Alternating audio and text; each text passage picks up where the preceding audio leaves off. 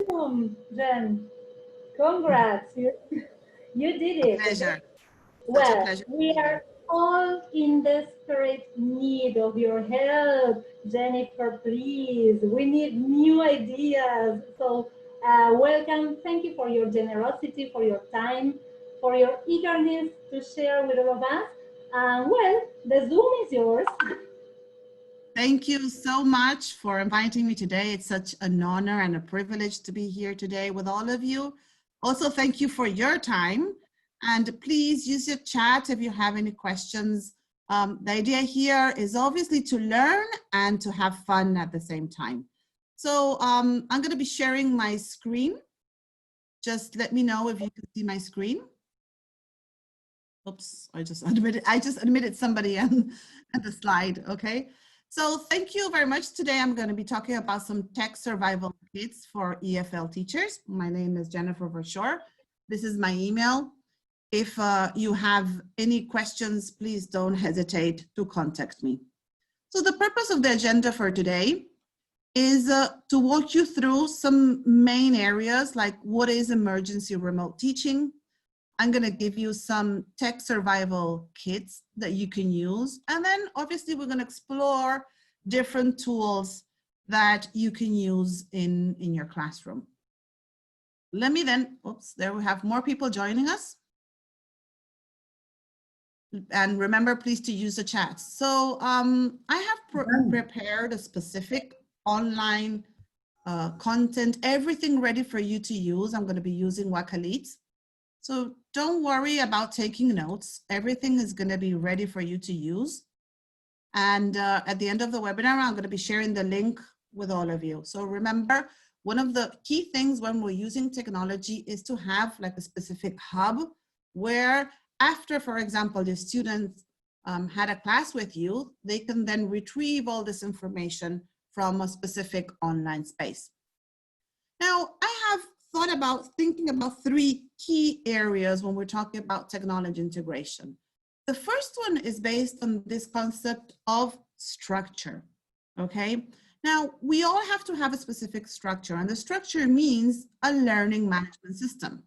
What is a learning management system? Maybe what you heard a lot is about, for example, using Microsoft or any Microsoft products, or using Google, that I think that most of the schools nowadays is what they're using, or maybe using Edmodo. Now, if you are really thinking about continuing giving classes online and having your school virtually, the main purpose is for you to decide which is going to be the best structure for you. What I have seen that happen with many teachers is sometimes you cannot choose a structure. The structure has already been there. And many teachers, for example, work in the morning in one school and then in the afternoon in another school. And some teachers are using, for example, Google in the morning and then Edmodo in the afternoon. Now, really, I really admire teachers, how quickly they can adapt to all these different platforms and give classes in this situation. So for me, the rule number one is decide which is the best structure for your school. Not all of these structures are really thought about for young learners. I use for young learners a specific one. I'm going to write it down here in the chats. That is called Seesaw.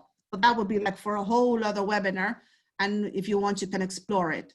These, all of them, like Edmodo, all the ones that has to do with the package of Microsoft and Google, really, you have to have an email account to be able to have these structures up and running. So maybe it's not very suitable for the young learners.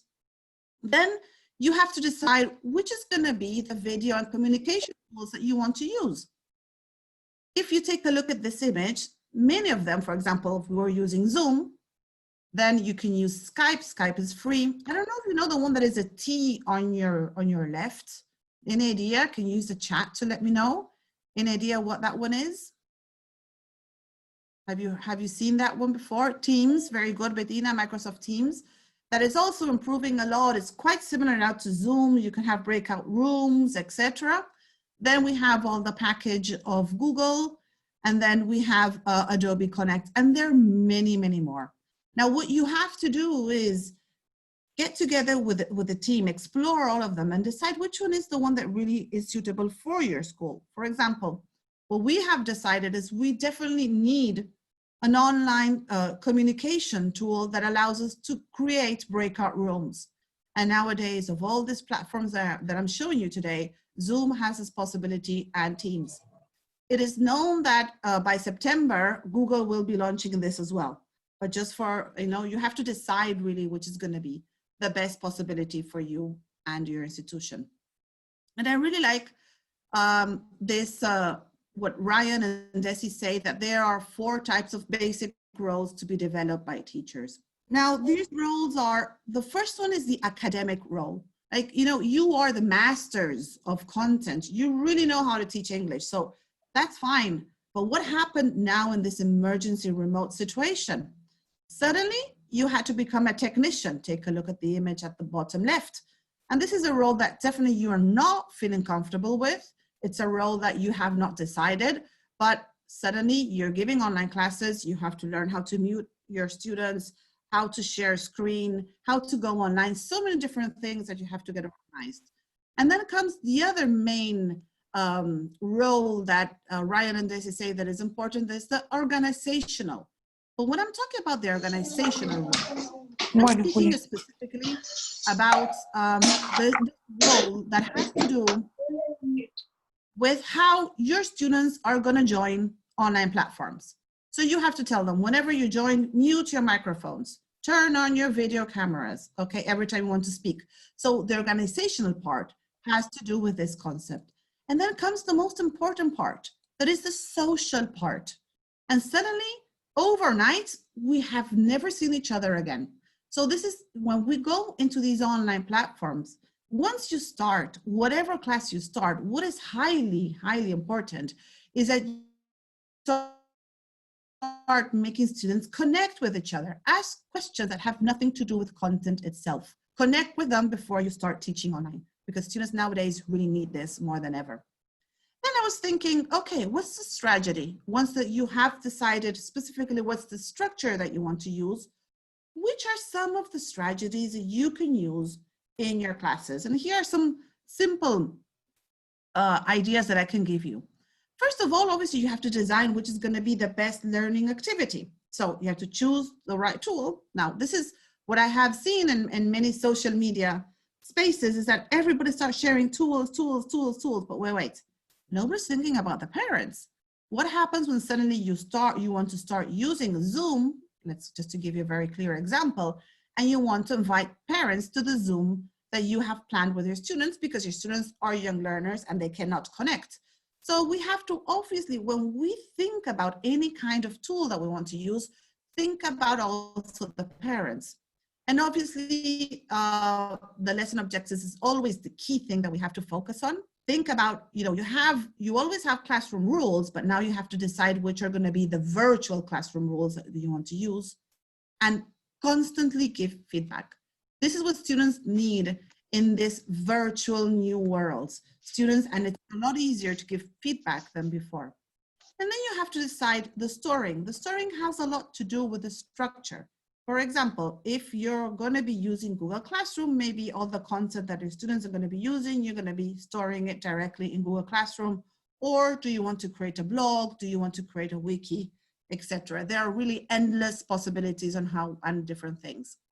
But up to now, and what I have seen teachers going into this emergency remote teaching situation, is that until now, content has been the king, yes? And I want to share with you today something different. I really want to focus more on skills, not so much on content. And you're going to see how your classes are going to change a lot if we start thinking more on skills than in content. And let me give you some specific examples on how you can carry this out. I don't know if you ever heard about Michael Fullan. Michael Fullan, he has a very well-known saying that says, pedagogy is the driver, technology is the accelerator. Now, we definitely need the technology nowadays to give classes, but it's always the pedagogy that is the first thing that we have to plan, and that we always have to focus first on what do we want to teach, which is going to be the correct tool, and then decide which could be the technology that we can use. And, you know, Michael Fullan talks about the 6 C's that you can use specifically in your classes. And I really like this. He talks about deep learning and the importance of these 4 key areas. He talks about the pedagogical practices. And here he focuses on who is in charge of learning. Now, we have decided that, sorry, we haven't decided that we wanted to teach online. Now, if we start planning classes where the student is in charge of learning, things are going to change a lot. What we have to always focus on is on learning that reflects the needs and the interests and the abilities of all the students that you have in class. And start thinking about authentic, real world problems and issues. Then he talks about, okay, let's focus on deep learning, specifically talking about the learning partnerships. Now, in the learning partnerships, what Michael Fullan explores is which is the voice and choice in the selecting ways to learn. Are you giving choice to your students? Can they select what tool they want to use?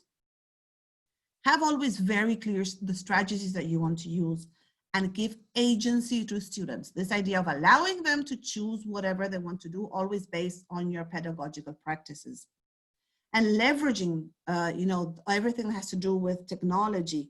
Technology has to help the students meet their individual needs. Which are the approaches that the student wants to achieve, which is the ability that the student has for the learning that you have decided. And you have to enable them to learn at any time, anywhere, because they have to really, what's very important, students have to start connecting and sharing and promoting many of the skills and new knowledge that they have acquired. And then the last thing that he focuses on is when he talks about deep learning is learning environments. Now, in these learning environments, that's to do with the social and emotional aspect of our students, where it is the teacher, the one that has to generate a positive climate for students. So there's a lot of things that we have to focus on.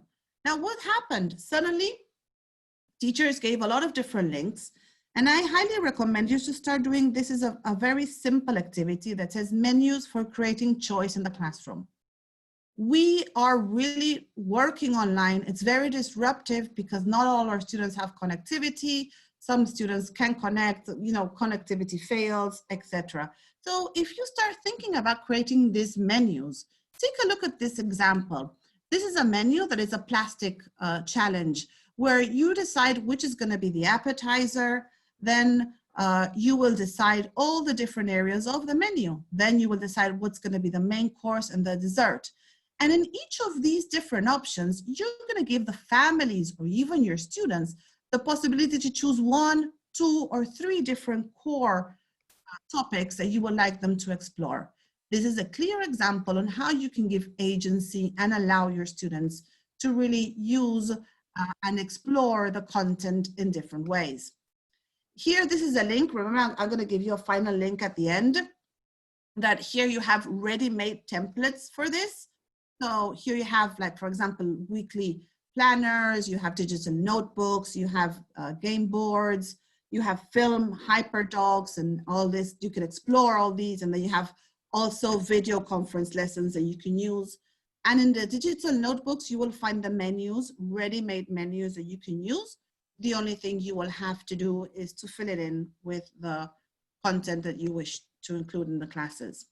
And then talking about skills that I think is really important is that, I don't know if you ever heard about the 21st Century Learning Design Skills. This is a partnership with Microsoft and several organizations that they have decided that these are the key skills that nowadays people need really to master in order to thrive in this changing world.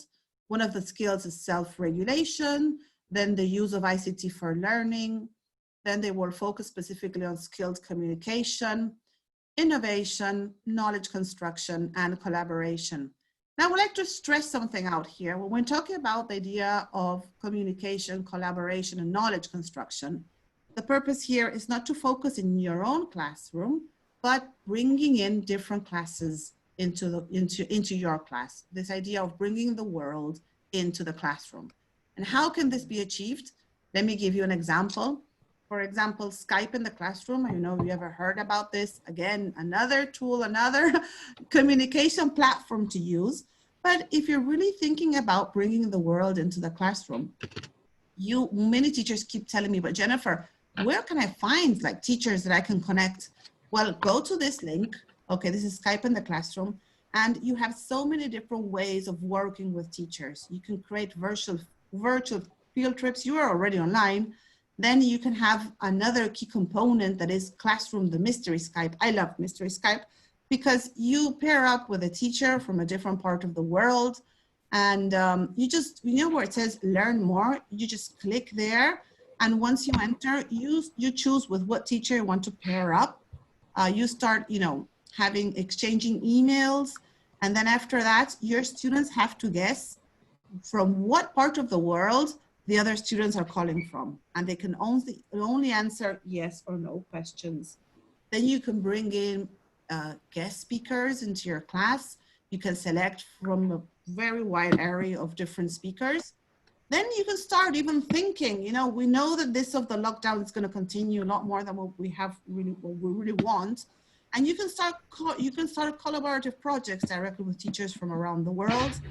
And as you can see here, you can also select themes collections. And then there's many, many specific special events that you can also work with. Any questions, please use the chat. And this is also one of my favorite websites that is called Empatico. This has to do with, obviously, this very important factor, there's empathy. We have to start teaching more empathy to our students. And one of the best ways of doing this, I think, is using, for example, Skype in the classroom and Empatico. Here, as you can see, what you're going to be doing is you're going to be emphasizing the social and emotional learning of your students. Again, it's the same situation as Skype in the classroom. You just pair up with a teacher from a different part of the world. And it's absolutely amazing. And again, we're focusing more on bringing and helping our students to use the language in real situations. Here, Romina says, I played Mr. Skype. It was in a public school in Kaba, and the Mr. School was in India. The kids really enjoyed it. Yes, it's really a great experience. At this moment, children need really these kind of activities. But for example, as what Romina says, and she's sharing this with us, maybe you cannot bring the whole classroom, but maybe you can bring in the teacher at this moment, and your students can start asking questions to the teacher. Then once we go into a hybrid mode, maybe half online and half face-to-face, then yes, you can then work directly with the rest of the students. So I highly recommend you to start exploring these two different websites and start planning these kind of activities with your students. And then comes the part of the tools. Wow, there are so many tools online, aren't there? Now, I'm sure that many of you became experts and you have never thought that there were so many tools. Let me give you an example of last year. I obtained a scholarship and I went to MIT, and it's absolutely amazing all the things that they have and all the free resources they have. So I would suggest you to take a look at, they have created an open learning. This is a whole website where you can find all different ideas on how they're really teaching remotely nowadays, examples of different schools worldwide. So I would highly recommend you to take a look at it, as well as what Harvard also has as regards education. They have also published a whole website that is going to help you how to teach remotely, and also which is the kind of technology and tools that you're using. Please bear in mind that some of these examples obviously are university examples, but I'm sure you will find many, many different ideas for your classes. And when we are integrating technology, we have to think that there are different levels of technology integration. Not only implementing a link, a tool, etc., will make this really, we really want to focus on the fact that students have to learn something. Now, my humble experience is that if you really want your learning to be significant, you have to help your students create content. And for your students to create content, you have to reach, like in this is the summer model was created by Puentedura, that he said that there are 4 levels of technology integration. The first one is substitution. Let me give you a quick example, is that instead of writing on a sheet of paper, now suddenly many of us nowadays, we're starting to write on a Google Docs. Then we go to the next level, that is augmentation. Then from the Google Docs, suddenly you were able to add like a sound or maybe a video, etc. And then let me give you another example, the example of modification, that your students, for example, can use Google Earth, that you never thought that your students could suddenly travel the world using Google Earth. And then in the part of redefinition, that these are obviously things that students can, it's impossible to do them without the use of technology, is that let's imagine that you have visitors for many of the Skype and the classroom experiences are empatico, and your students create through Google Earth a whole visit, a tour online of your city. So that will be a clear example of redefinition, and then they can share this tour with the other students. So again, we have to think about and we have to plan activities where students can create content and then share this content.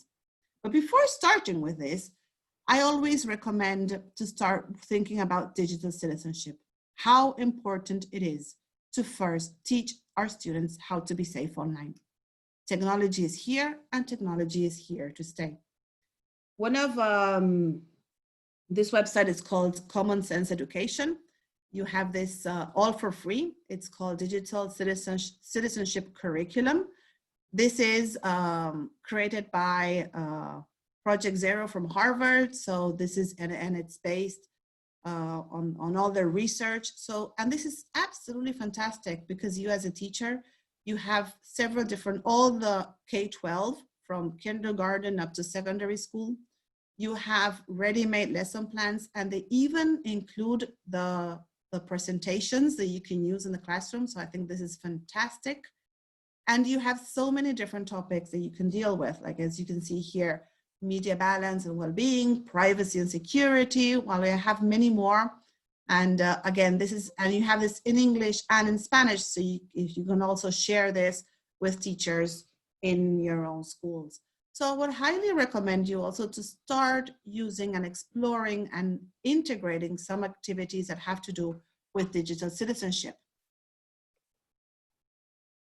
Then what is important is to teach our students how to search online. How many different options do we have on how to search online? Now, Kiddle is one that I've spoken, and has been listening to me and Susanna as well, long time ago, that I was speaking about KidRex and Kiddle. These are two very well-known search engines that have nothing to do with Google, because Google is not suitable really for very young learners. So the idea here, Kiddle and KidRex, the only problem they have sometimes, the students are really used to using Google, is that these are educational websites that will only search websites that are .org or .edu. And then we have Kidtopia. I don't know, anybody, have you ever heard about Kidtopia before? Can you tell me in the chats? Have you ever used Kidtopia before? No? Nobody? The idea here with Kidtopia here, as you can see, again, this is a search engine where it's going to be focused directly in the use of different content areas. So you can search about animals, about math, about countries, etc. So it's also, everything I give you is free. Okay, this is also something very important. And if you want websites you have to pay for it, just let me know, no problem. And then we have forkids.org. Also, this is a very safe place for especially young learners, that they can search for information. These are all safe search online websites for young learners. And what I have seen is, let me go back a second to show you. Yes, look, I have now here 4 different websites. And how do you share all this? Okay, how do you share so many links with your students? One possibility is to use this is called Test Blend Space. What you do here, and let me go directly to the next link, like that you have an idea, is you have to obviously create an account. And the moment you create an account, you generate only one link where you will add all different, for example, as you can see here, you can add a quiz, you can add a website, you can add a video. And again, what you do is you share only one link where your students can explore several different possibilities based on the learning objectives that you have for that class. So specifically, BlendSpace, what it does, it aggregates content into one single website. If you're working with Google, this is fantastic because automatically you can drag and drop into BlendSpace any file that you have available, so you won't have problems. Yes, was it clear? Is it clear what is BlendSpace and how to use BlendSpace for your classes? And then comes the part that I find that is very interesting and what students really enjoy, the fact of creating content.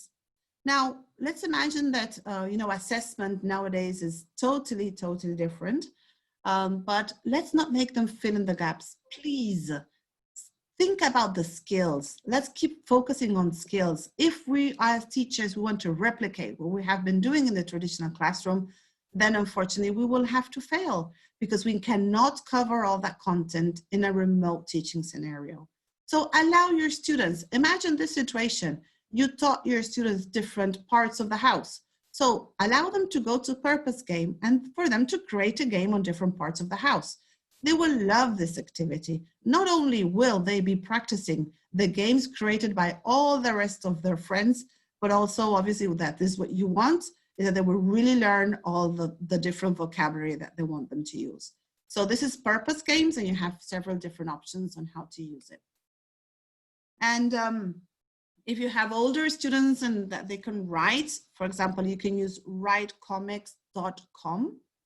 With what I like about writecomics.com is that you don't need to log in. You don't need to have an email address to use it.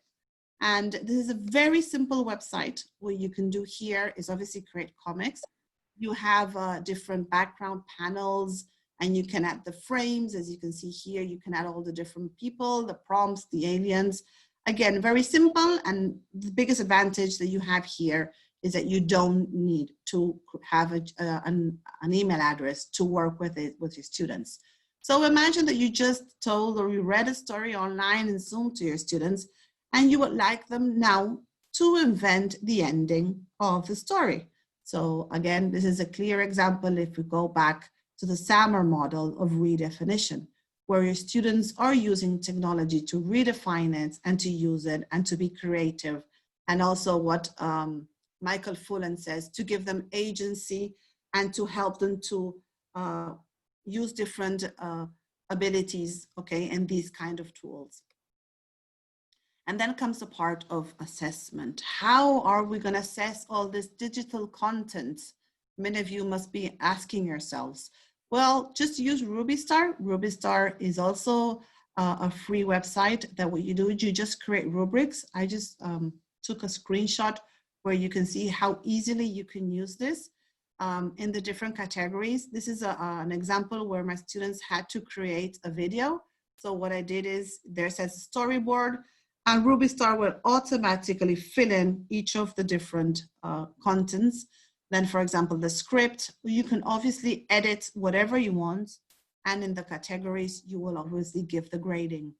So when you want your students to create content, what I do with my students is I first give them the rubrics, yes, for them to understand how I'm going to be assessing them, even online. And this is fantastic because they know what they really need to do before really the final assessment. So again, using RubyStar, and this is free for you to use. You can print it, well, not print it, you can download it nowadays, and then send it directly to your students.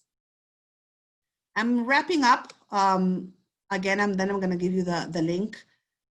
This has just been released. This is called Education Reimagined, the Future of Learning. This has been written in partnership by Deep Learning and Microsoft.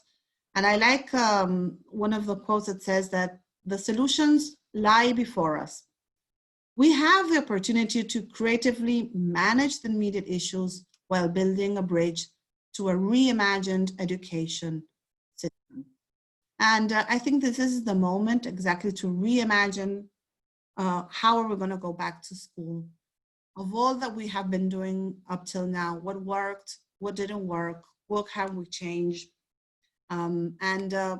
There's some questions, some food for thoughts that I would like you to rethink is what happens to our school after COVID-19? What kind of school are you going to go back? What remains a part of the school experience and what is replaced? What is revamped and what is reimagined? So this is a little bit of food for thought for you to rethink once you go back. So thank you. Thank you very much for joining me today. And I truly believe that teachers are my heroes nowadays for going through all this enormous change. And thank you very much, Fabi, for inviting me today.